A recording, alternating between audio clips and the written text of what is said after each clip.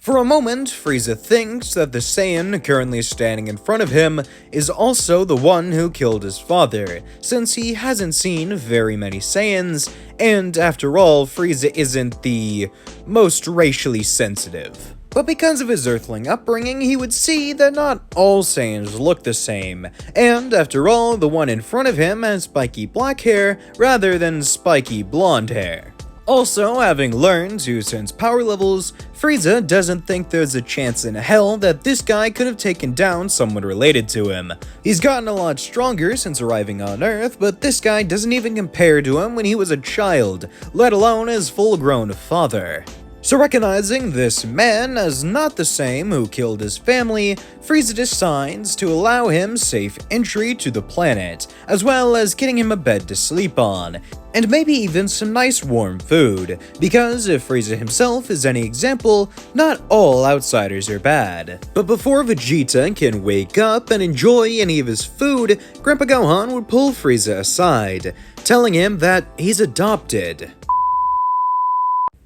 Telling him that whoever this guy is, his intentions are the farthest thing from pure. Grandpa Gohan can sense ki far better than his student, and thus can tell that this guy's energy is filled with hate and malice. He seeks revenge, and there's no telling how far he'll go to get it. Although Frieza doesn't really care, there's a fine line between revenge and justice, and as it currently stands, Vegeta is probably on the second end. After all, whoever did that to him definitely isn't a good guy, and there's a high possibility they have a common enemy, so there's no reason not to trust Vegeta, at least for the moment. Questioning will begin as soon as he wakes up and gets a proper meal. Frieza's master always taught him the best way to defeat an enemy is to make him your friend, and that's exactly what he intends to do with Vegeta. He might not be the purest soul on the planet, but he's a mighty fine strategist, and paired with his good morals,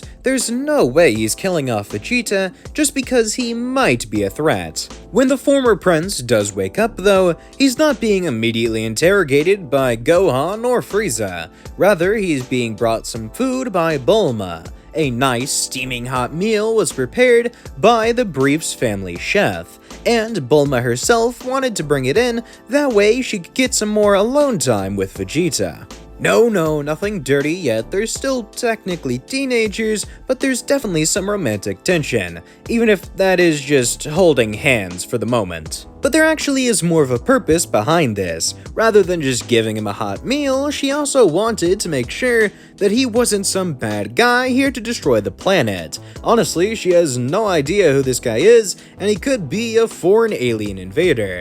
And she's half right. He is an alien, he is a Saiyan like Frieza suspected, but he's not here to invade the planet. Honestly, he's ever thankful that he was able to get out of the hellhole that was planet Vegeta. That entire world was his birthright, at least until some low-class scum killed his father, the king of the Saiyans. But rather than being cast out of his home, no, that would be too generous, the prince was instead forced to stay. But this time, instead, as a member of a royal family, he was a part of the help.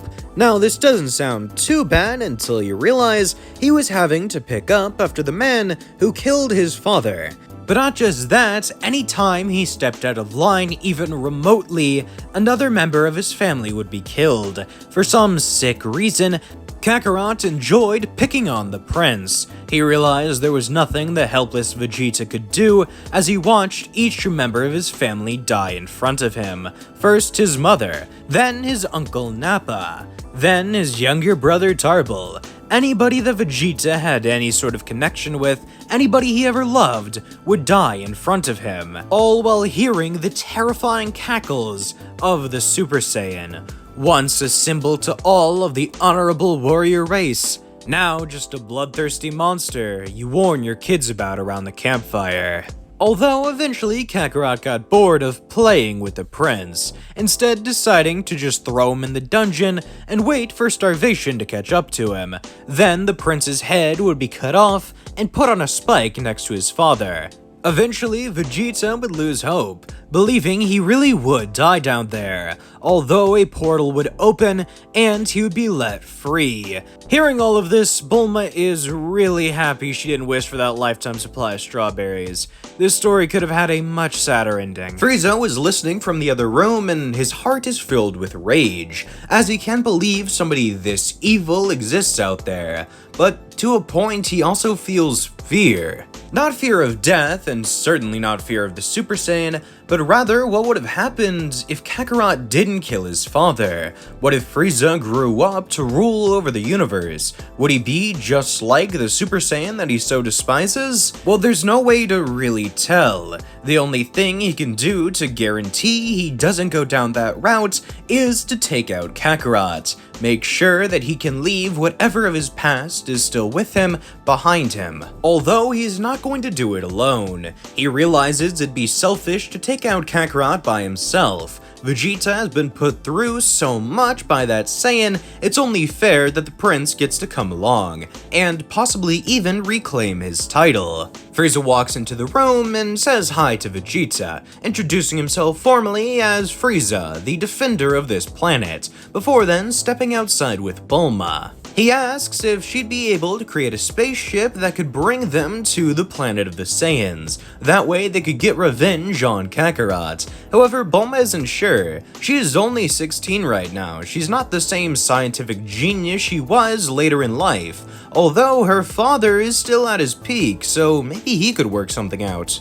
With that said, Bulma would then head back to her home and ask her father about space travel, and more specifically, whether or not he'd be able to make a spaceship to go light years away. And even though it'd be pretty hard, Dr. Briefs has been known to do the impossible, so he gets to work, while Frieza begins to introduce Vegeta to the culture of Earth, showing him everything the planet has to offer, the best foods, the most interesting landmarks, as well as the best people to spar with. Sadly, being aliens, the two of them are more powerful than pretty much everybody on this planet, although strength isn't the only consideration in a fight, so there's some pretty cool people who can teach him some pretty cool things. The most intriguing person on this planet, though, is by far Kami, another alien just like them. He's still terribly weak in comparison, although he's able to teach them all sorts of powerful techniques. Frieza was never the most pure individual, although he was still a good guy and did everything he could to defend the Earth whenever a challenge arose. And even though the Dragon Ball hunt has just finished, there are other events that took place long before that, such as the defeat of King Piccolo. Having been introduced to Master Roshi far earlier on than Goku was, Frieza would have gotten the opportunity to mess around with all of Roshi's stuff. One of the most interesting being a rice cooker. It was so shiny, and Frieza was hungry after all, so he tried to make himself some tasty rice balls, although he wasn't able to cook any rice because as he opened up the machine, suddenly an evil green guy popped out. Of course, everybody that can sense ki was absolutely terrified of Master Roshi, Ox King, Grandpa Gohan. They were all shivering in their timbers, although Frieza was not. Sure, this guy looked all mean and scary, but Frieza knew he was terribly weak in comparison. So the Frost Demon just landed a couple of precise attacks, courtesy of his grandpa's teachings,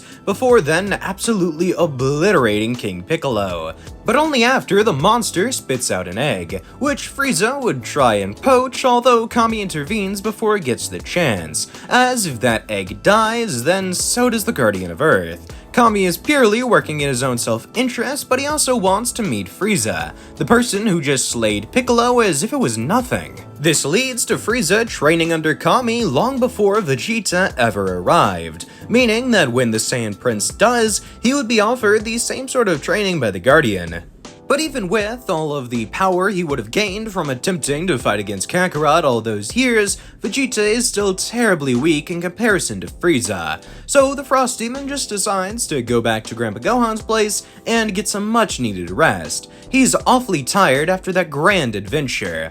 But once Vegeta's a bit stronger, he'll wake up and train with the Saiyan himself. It's just right now he's awfully tired. A couple days of rest and relaxation occur before Bulma visits Grandpa Gohan as well. telling him that the ship Frieza requested will be done awfully soon, in only about a week or so. They were able to acquire the information as to where the Saiyan homeworld is, thanks to the old ship that Frieza used to get there so long ago. It apparently had a universal tracker in it, a way to find any planet in the known cosmos. Gohan thanks her and tells Bulma to give her father his regards, before he then goes to wake up Frieza. He informs him of Bulma's visit before the Frost Demon then shoots off to look out once more, now wanting to train with Vegeta, knowing just how to accelerate his growth before they leave. The prince had gotten quite a lot stronger, learning ki control and how to fight like an actual warrior rather than just a brute, but he's still nowhere near Frieza's level, so to even out the playing field a bit, it only seems right to go into the Room of Spirit and Time, a place where a year can pass on the inside and only a day on the outside. They would enter the hyperbolic time chamber and the gravity difference is immediately noticed, but it's not a problem for either of them. Frieza is so powerful, this is nothing to him, and for Vegeta, well, his home planet actually had a similar gravity. The further you go in the room, the worse the conditions become, so they're able to go a couple miles out, even if it is still pretty hard for the prince to survive there. That's the entire point of this training. It's hard to survive wherever you are in the room, but especially the further out you go. So when Vegeta is near dead, Frieza just carries him back to the center of the chamber. His Saiyan cells let him heal quick, and they do have some senzus just in case it becomes too dire. And after a couple of months, the two would be training in the same area of the room, and eventually even sparring with each other. Granted, Frieza does have to hold back considerably, although less and less the more time passes. The Frost Demon's potential means that he is able to grow much faster than Vegeta, although the Saiyan with his ability to break his limits does keep up, eventually even achieving the Super Saiyan form for himself. It takes him a while and he has to remember some pretty traumatic stuff to trigger the transformation, but when he does, his power is more than worthwhile. After about a half a year, another person enters the room, this time being Piccolo Jr., who wanted to train with Frieza, having heard so much from Kami. And even though there is still sort of a grudge there, because this version of Piccolo would have been raised by the Guardian of Earth, he wouldn't actually be a villain and wouldn't despise Frieza for killing his father. He understands it was necessary to protect the planet. Right now, Piccolo just really wants to grow stronger, and there is no better way to do that than by training with the two most powerful people on the planet, possibly even in the galaxy. So even though there's a limited amount of resources in the time chamber, as long as Piccolo brings in a couple bottles of water, he really doesn't need to eat anything, and thereby can stay in the room training with everybody else for as long as he wants to. Although after another half a year passes, it's been Vegeta and Frieza's full turn. Sure, they could stay in for another year if they really wanted to, but they'd prefer to go and get some rest before heading to take on their biggest challenge.